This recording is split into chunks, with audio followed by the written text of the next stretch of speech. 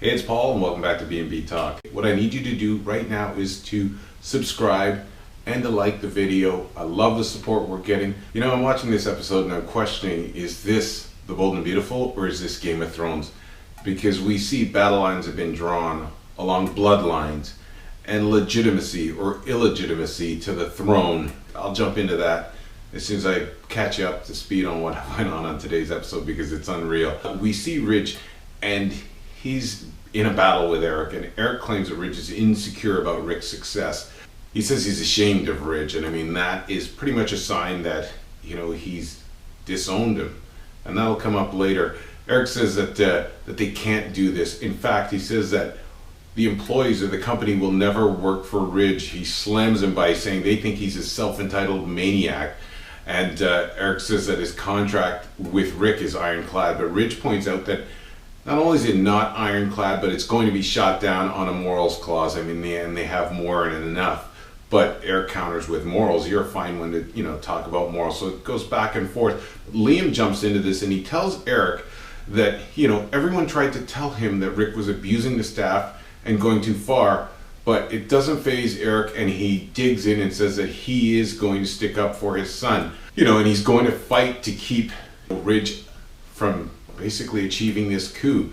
So he gets upset and he ends up leaving. We also see Nicole, and she's blaming herself for what happened with Maya. And, you know, Carter's there to comfort her, and he brings out an envelope and he gives her the envelope. And the envelope is filled with quite a bit of money. It comes from Maya, and she's given it to her sister. Almost, you can tell that there's a lot of forgiveness in her heart.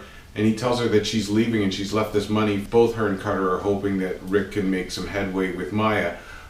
We also see Ivy with Katie, and she tells her that the takeover is going down, but obviously it comes at a price because she tells her that Steffi is back. So they know what that means. Bill shows up, and I mean, he's Dollar Bill. What can you say? He's very high on himself, and you know, I don't have to tell you. He pops a bottle of champagne later with Liam, and they celebrate it, and he calls Liam a genius, and they toast to the coup, and he says, you know, there might be hope for you after all. So it's definitely brought the two of them together. We also see Rick, and he's talking to Maya, and he's at, you know, Daisy's, and it's kind of touching because he sees that her bags are packed, and he asks her if they are worth fighting for, and he tells her that she shouldn't go.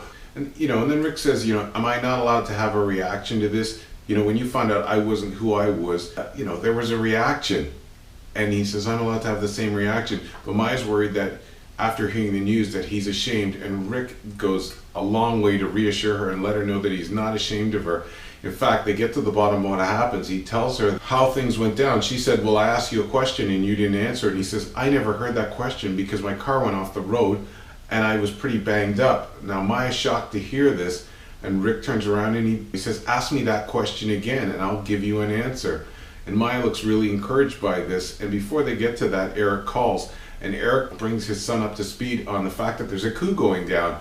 So Rick has to stop for a while, but Maya tells him that she's behind him 100% once she finds out what's going on, and she'll stand by him. And he makes her promise that she's not going to follow through on her promise to leave town. And she turns around and tells him she's not leaving town and she's going to stand by him. So it looks like they're well on their way to getting back together, and then Rick takes off to see his dad. We see Ridge and Steffi, and he tells Steffi that a lot of this is caused by the bloodlines. It's caused by the fact that Stephanie treated him different because, you know, she knew that she was his mother, and at some point she knew Eric wasn't his father, and it changed the way that Eric treated him, and that has a lot to do with how Rick's been the favorite son now and the way things are playing out. And he says that, you know, this is the reason, and Steffi counters with, I guess it means we're disowned.